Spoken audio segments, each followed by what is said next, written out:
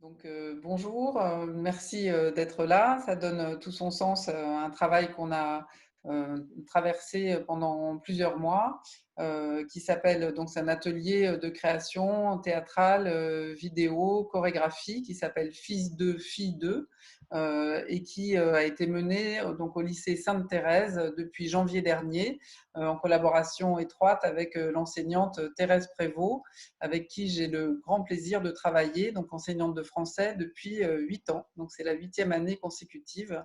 Et également avec depuis 8 ans aussi le soutien de la Fondation Fujita, qui accompagne nos projets dans les établissements apprentis d'Auteuil.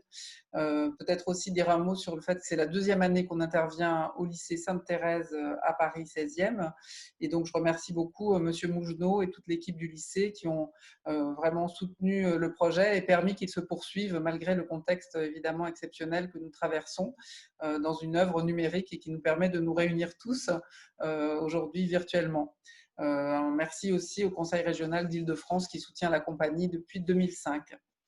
Donc l'atelier s'est déroulé en deux groupes. On s'est divisé en deux groupes pour accompagner au plus près les élèves.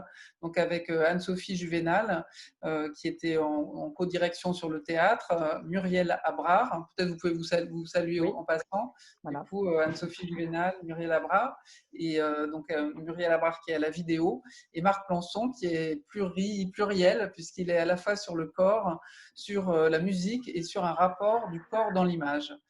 Donc du coup, en quelques mots sur l'atelier lui-même et à la fois ses fondements et puis son évolution.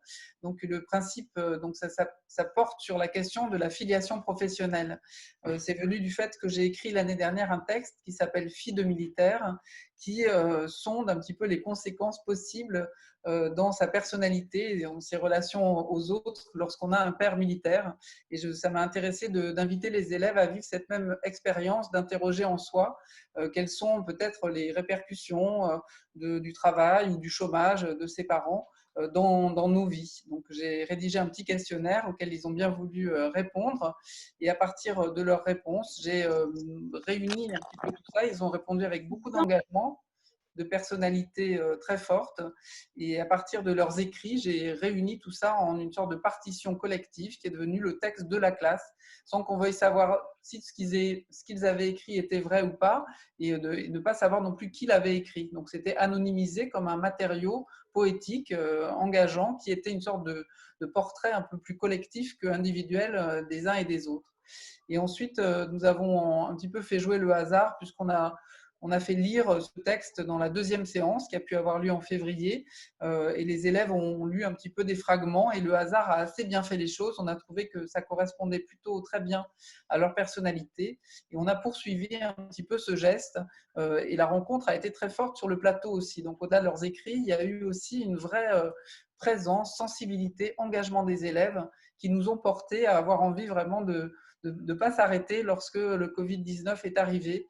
Et j'ai avancé sur un terrain évidemment nouveau, inexploré, un petit peu fragile aussi, parce que la technique étant celle que nous utilisons maintenant, que nous avons utilisée pendant de nombreux mois, depuis fin avril, c'est-à-dire depuis la fin des vacances d'avril, nous avons commencé à travailler avec les élèves et l'établissement a donné son feu vert, ainsi que la Fondation Fujita, pour qu'on puisse ne pas s'arrêter, parce qu'il y avait vraiment une matière qui nous a semblé essentielle et qu'on avait envie d'aller jusqu'au bout du projet avec les élèves et l'enseignante.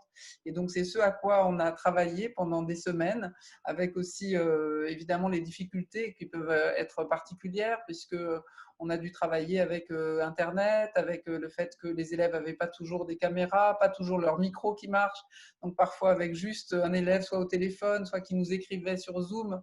Donc, quelles que soient les possibilités de communication, nous les avons toutes explorées pour accueillir les élèves autant que possible dans leur personnalité, leur sensibilité, leur talent, leur présence. Et du coup, petit à petit, c'est accumulé une matière. Et comme on s'est dit qu'il fallait continuer à être très adaptable à toute situation, on s'est dit qu'il fallait préparer à la fois une version qui serait filmique, et donc on va vous en présenter en deux temps, deux petits films de 10 minutes, mais aussi ne pas se priver de la présence réelle des élèves, parce que c'est quand même un vrai bonheur, cet étrange outil Internet où on peut quand même être vraiment vivant au même moment, même si on n'est pas dans le même espace, garder un petit peu ça du théâtre plus classique. Et donc, on a aujourd'hui ces deux éléments et avec beaucoup de plaisir d'accueillir la quasi-totalité des élèves qui sont là. Donc, c'est une grande joie, vraiment. Ça nous a beaucoup porté aussi leur présence. Donc, du coup, on va pouvoir vous présenter le programme suivant. Il va y avoir une petite présentation par les 5 élèves du groupe, c'est-à-dire Paul, Hachim, Rami, Raphaël et Athénakis qui ont travaillé avec moi vont se présenter en direct. Si par hasard quelque chose ne marche pas, ils ne sont pas là, leur caméra ne marche pas, j'ai un petit film, c'est grâce à Thérèse Prévost qui avait pensé à tout. On a aussi la version petite présentation en live, mais en film. Donc on est normalement paré à toute situation. Puis il y aura le petit film de mon groupe de 10 minutes. Puis les élèves du groupe d'Anne-Sophie, qui elle-même présentera un petit peu son groupe, se présenteront et on enchaînera avec ce deuxième petit film de 10 minutes. Et puis, si vous voulez bien, on se dira quelques mots. On ne pourra pas boire un verre, malheureusement, cette année, mais on pourra le faire chez nous et prendre un tout petit temps d'échange. Ça serait précieux si vous acceptez de prolonger un tout petit peu de votre temps vos présences. Bonjour, je me présente. Je m'appelle Paul Albessa, j'ai 16 ans et je suis né le 15 décembre 2003. Ce que je rêve, c'est de pouvoir voyager dans beaucoup de pays. Ce que j'aimerais Bonjour, faire plus tard, devenir gendarme. bonjour, je m'appelle Hachim, j'ai 24 ans, je travaille dans le bâtiment. Mon rêve, faire un saut en parachute. Bienvenue. Bonjour, je m'appelle Rami, j'ai 16 ans et je suis en seconde générale et technologie. Plus tard, j'aimerais être ingénieur en automobile, plus précisément dans le domaine de la F1. Mon plus grand rêve serait de faire le tour du monde. Bienvenue. Bienvenue, je m'appelle Raphaël, j'ai 16 ans, je suis étudiant au lycée Sainte-Thérèse, Paris 6e, et j'aime la boxe. Et dans la boxe, ce que j'aime faire, c'est de mettre des jabs.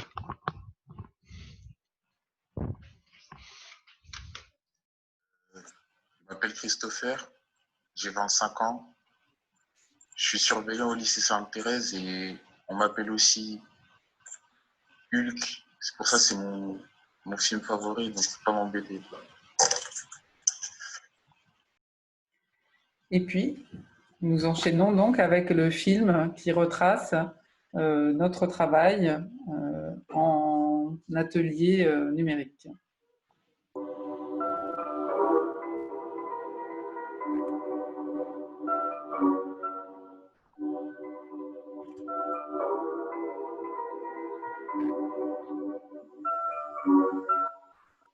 Quoi, c'est n'importe quoi.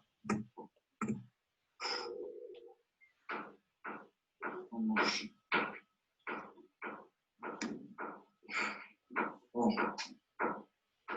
Moi, c'est n'importe quoi. On ne sait pas vraiment en quoi consiste le métier de mes parents. Ce que fait ma mère, mon père, de leur journée. Quelles sont leurs missions, leurs réussites, leurs difficultés, leurs échecs. Je ne comprends pas pourquoi ils rentrent si tard le soir. Ils me laissent seul face à mes devoirs. Pourquoi ils pleurent parfois? Ils sont de fatigue. Moi, c'est n'importe quoi.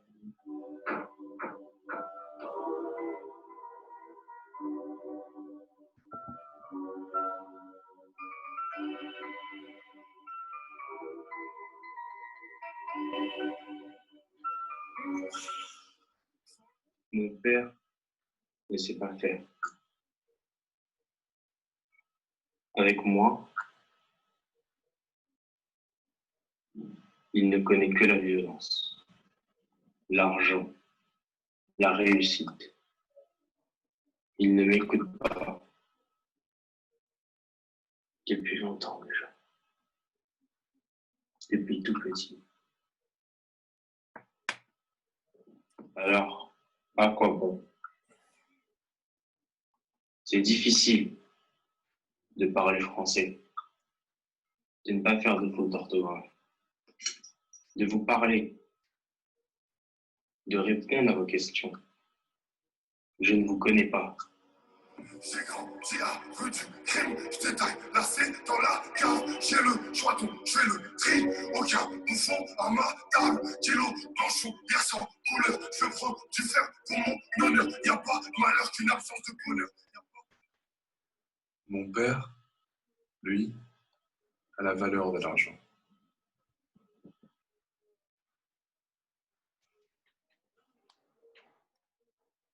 Il gagne de l'argent.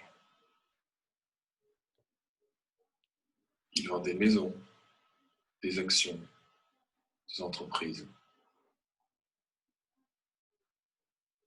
Moi, mes parents, je les vois comme un grand désert. Une mère qui n'est plus, un père qui n'est pas un père. Je pourrais vous dire, à quoi bon?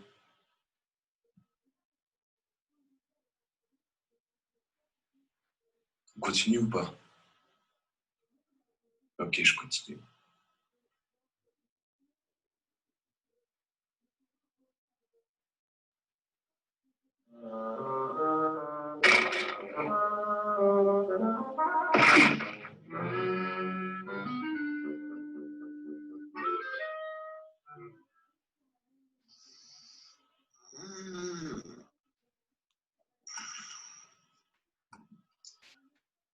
Ici, je me sens sous pression.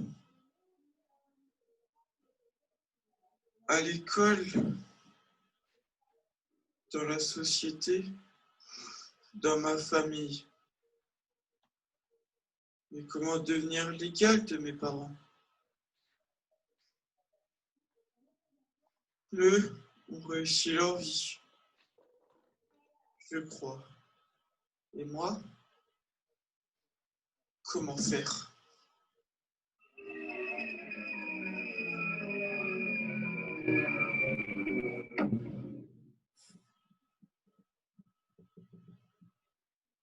Je pense aussi aux énergies renouvelables. La planète a besoin de moi, a besoin des jeunes. Nous sommes ceux qui sauveront les arbres des incendies, l'air du carbone. Nous ne prendrons plus l'avion. Nous retrouverons les sentiers d'autrefois pour marcher pieds nus, d'un lieu à un autre, d'un village à un autre, d'un pays à un autre, ou en vélo, ou en montgolfière. Ça doit bien exister, la possibilité d'une planète respirable, d'arrêter la disparition des espèces d'oiseaux, de poissons, de mammifères, de végétation.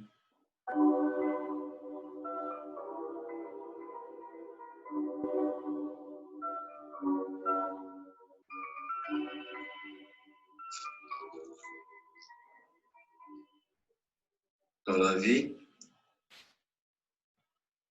je veux combattre, je veux vivre, je veux réussir. Je suis débrouillard. Je veux mourir.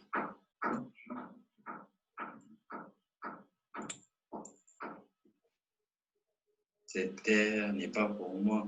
Cette terre n'est pas pour moi. Je suis déjà désespéré. Je suis déjà désespéré.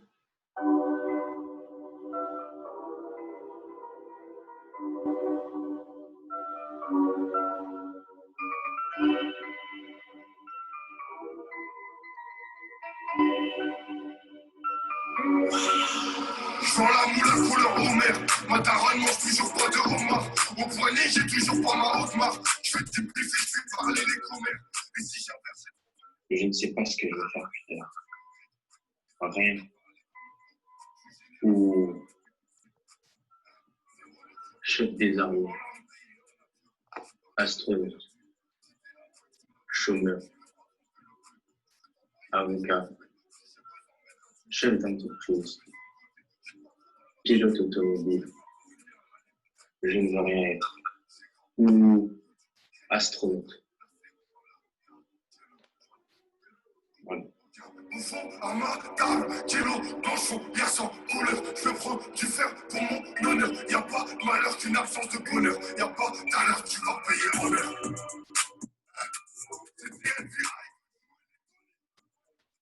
Ok, je continue.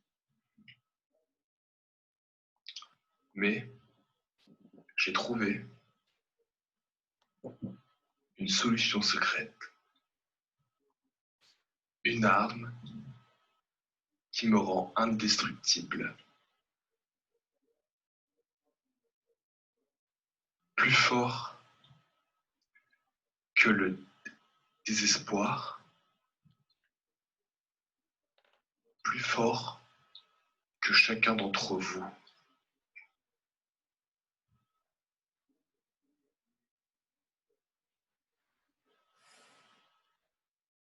Ah, ma mère m'a donné la méthode, la clé. Elle a dit, il ne faut pas s'occuper de ce qu'il y a derrière soi. Il faut aller de l'avant.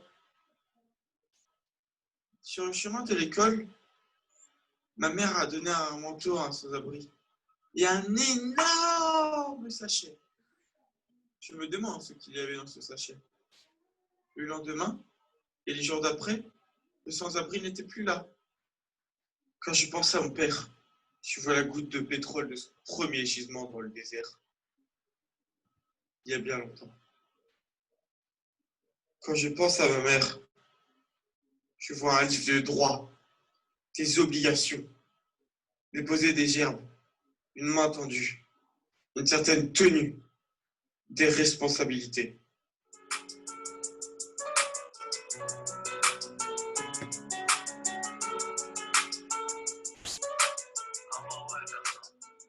L'une d'entre nous a parlé pour nous, avant nous, à 16 ans.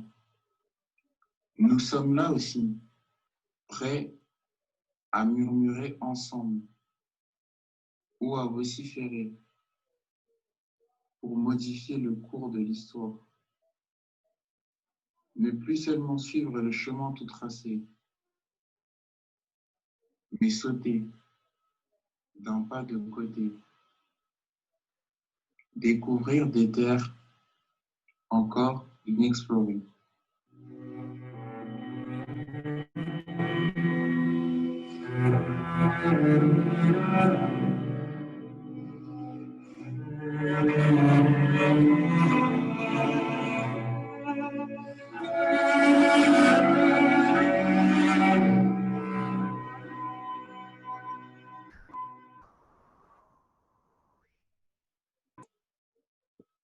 Voilà, bah, maintenant, on va passer à la suite un petit peu du partage de ce travail. J'espère que la première vidéo vous a plu.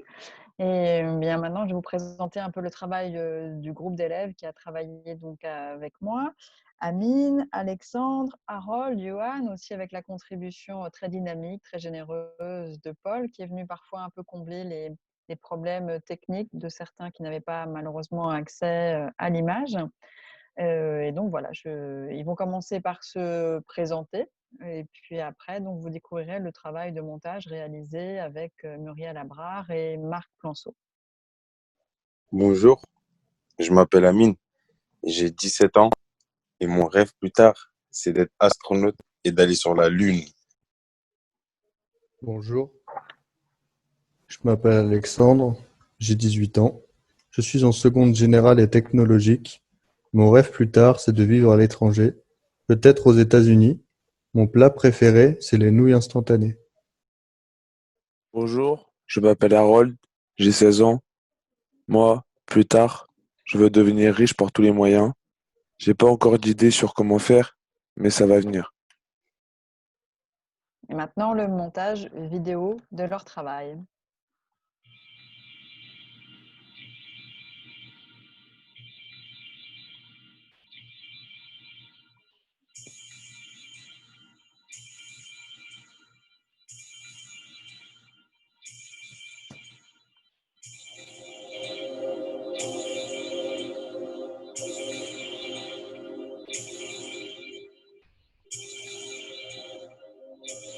Mon père est astronaute. Ma mère est générale des armées. Non, mon père est au chômage et ma mère n'est plus. Mon père a un métier ennuyeux. Ma mère non. Ma mère est avocate. Mon père n'est jamais revenu. Mon père, c'est le roi du pétrole. Ma mère, je ne lui parle plus. Mon père est pilote de course. Mon père est footballeur. Ma mère est ingénieure. Ma mère est au chômage. Mon père est déménageur. Mon père est banquier. Footballeur. Ma mère est psychomotricienne. Ma mère travaille en politique. Ma mère est chirurgienne. Mon père est journaliste. Mon père est concessionnaire de voitures de luxe. Ma mère est créatrice de mode. Ma mère est préfète. Mon père est agent immobilier. Ma mère est officier. Ma mère est scolaire. Ma mère travaille en paysagiste. Mon père est marin. Mon père est agent immobilier. Voilà.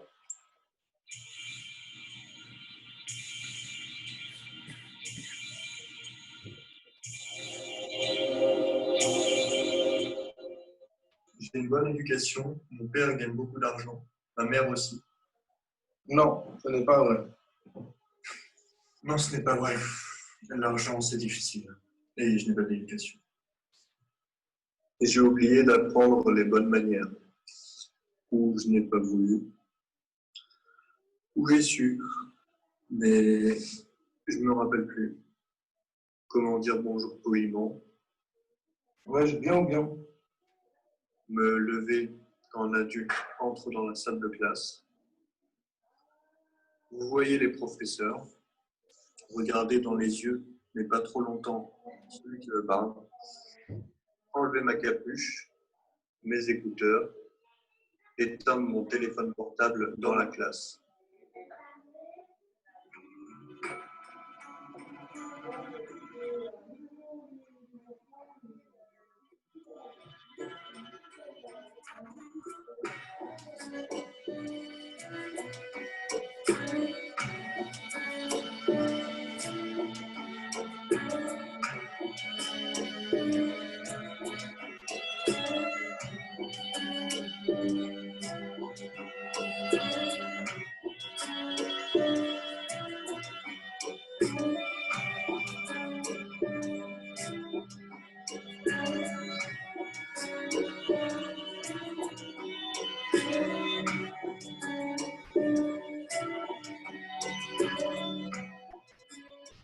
Comment faire?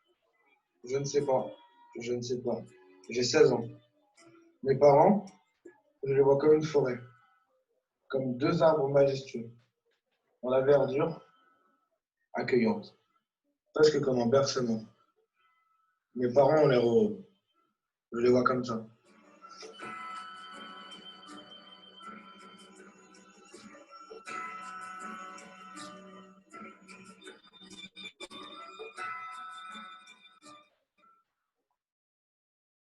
Là, par exemple, la situation actuelle, t'en penses quoi? C'est quelque chose qui te... Ah oui, là aussi, cette situation-là, et ça m'a aussi marqué. Le confinement, je pensais pas qu'on allait arriver là. Et quoi d'autre, par exemple, dans ces dernières années? Je ne me rappelle plus trop c'était quelle date, mais je sais très bien c'était au Bataclan, celui du Bataclan. Ben, j'étais au Stade de France à ce moment-là. C'était au Stade de France. Ah ouais, d'accord. Ouais. Donc, tu as vécu un peu l'événement, parce qu'il y a eu un attentat au Stade de France, je crois. Ben, j'entendais en fait les bombes, mais moi je pensais que c'était juste des pétards ou quelque chose comme ça. 5 minutes avant la fin du match, en fait, on est sortis pour pas croiser le monde. On n'était pas au courant. On sortait normal et on voyait les policiers, les pompiers de partout, rester, etc. Rentrer chez vous. Ça, c'est vrai, c'était un peu choquant. Non, ce n'est pas vrai. Mes parents sont séparés. Ma mère a perdu ses forces à force d'être battue, méprisée, roulée dans la poussière. Ma mère n'est plus. Moi, Moi, mes parents ne savent plus comment me parler. me parler. L'école ne sait pas comment me guider. Me guider. Ma mère ne parvient pas à le protéger, m'accompagner dans le monde d'aujourd'hui où tout a changé. Les mots glissent sur moi. Je n'arrive plus à les entendre, à les comprendre. Nous ne parlons pas la même langue.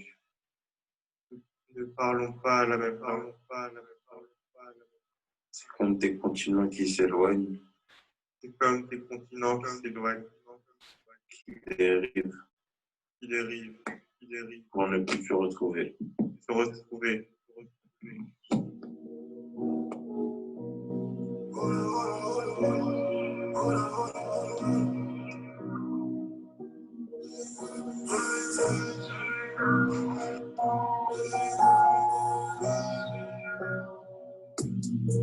Soleil se lève, je me lève aussi. J'ai dû dormir 4 ans cette nuit. Je dois m'éloigner des portes de l'enfer. Ma mère porte un uniforme. Ma mère m'a appris la valeur du respect. Ma mère est autoritaire. Ma mère sait ce qui est bien et ce qui ne l'est pas. Ma mère a du pouvoir. Alors, je dois faire attention à ce que je dis, à ce que je fais, à la façon dont je me comporte. Je sais que ce que je fais peut impacter sa carrière. Je n'ai pas le droit de faire ça, de lui faire ça. Elle a besoin de moi. Je dois prendre soin d'elle. Elle ne pourrait pas accepter. Elle ne pourrait pas se relever. Si je fais une bêtise, alors je ressens la pression. Et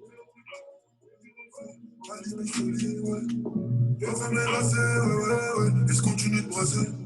Et on repasse, et puis repasse, comme dans un défilé. Et qu'on dépasse, et puis repasse.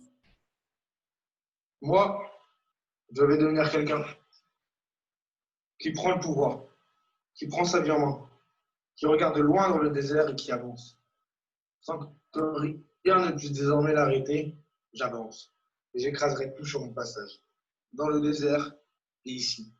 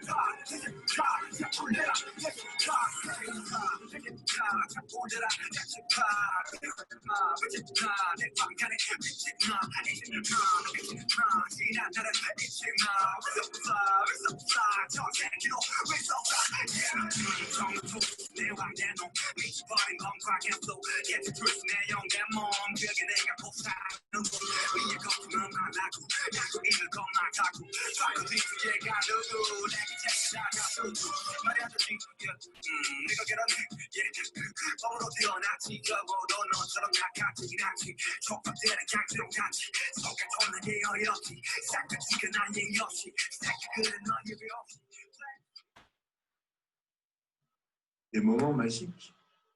Quand je suis né, mon premier amour, Mon premier baiser.